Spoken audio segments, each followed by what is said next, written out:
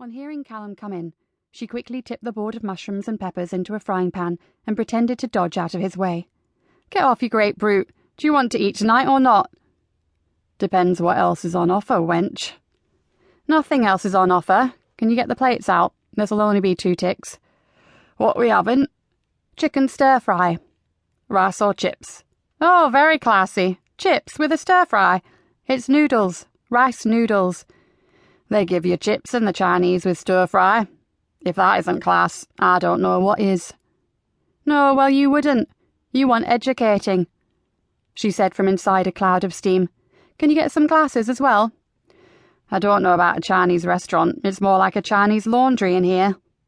Becky laughed, flushed from the heat as she served up. "Here you are. Now no complaints, mind, or it'll be lettuce for the rest of the week. That soggy, dark green homegrown stuff we used to be force-fed as kids, with radishes." He bolted his food like a starving orphan, staring hungrily at her plate the second he'd finished. "Don't you want that?" "God, it's dangerous to even put your fork down in this house. I just wanted a sip of water." "Oh, go on then." She pushed her plate over. "Have it."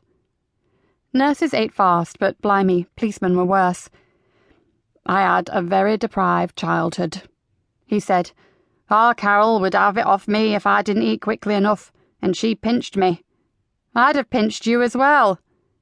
By the way, do you feel like inviting Toby and his new girlfriend over for a meal at the weekend? Bottle of wine, that kind of thing? It'd be good to have a catch-up. I've hardly seen him since I've been back." "Girlfriend, eh? He never said anything to me about a girlfriend when I spoke to him on the phone. Is she new? What's her name?" "Amy," he said. "I think it was Amy. Yeah, he just met her apparently. Said she had hypnotic eyes." They laughed. "Ah, love's young dream." "I'm glad for him, though. He's really been through it, the poor little sod. I'll be honest, I never thought he'd go under like that, though, did you?" "No, but then these things can come back to bite you on the ass when you least expect them."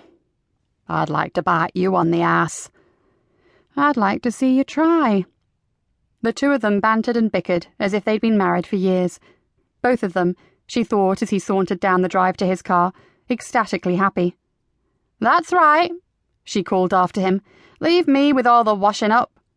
He looked over the car roof and waved. "Get it done, wench, and stop mithering." She laughed again, and after he'd driven away, began clearing the table, startled for the zillionth time to feel a tiny kick inside her. "Oh, hello, Molly. You okay in there?" Concentrating on the washing up while her thoughts flitted all over the place, not settling on anything in particular, it was therefore with some surprise that when she looked up the windowsill was empty. "Oh, where's Louis?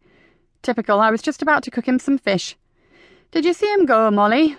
"No, of course you didn't." She laughed. "Oh well, no doubt he's off mousing. It's a nice clear night and the owls are out. Good hunting, I expect." Another twinge caught her mid-breath, and she plonked down on a kitchen chair for a moment, tea-towel in hand, until Molly settled. Late August, and the light had dipped to a sultry haze. Dust motes fizzed in the dying rays, the air a heady mix of honeysuckle and scented roses.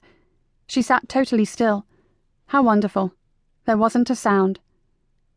The moment came and went, but it was almost like blinking, and not being quite the same again afterwards, as quickly as that. Had it been déjà vu, she wondered? No, that was when you thought you'd experienced the same thing before, wasn't it? She frowned. This had been more like being in her own body but seeing through someone else's eyes altogether. She swayed, slightly dizzy. Ooh, what a weird feeling. The clock on the wall ticked solidly onto the hour. Initially, she just glanced at it, then did a double take. Good grief, an hour had passed. When she'd sat down, the sun had been a crimson ball sinking over the horizon, yet the kitchen was now quite gloomy. Shadows crept along the floor, and the vivid colours of a summer day were rapidly seeping into dusk. Despite the lingering heat, she shivered as she stood to lean over the sink and pull the window shut. Perhaps she'd fallen asleep. No denying the dragging fatigue of an insomniac, that was for sure. It probably came with the territory. Pregnancy, new house, stress, all of those things. Yes, it must be that. She eyed the narrow wooden staircase leading up from the hallway. Well, there was no putting it off. It was that time again.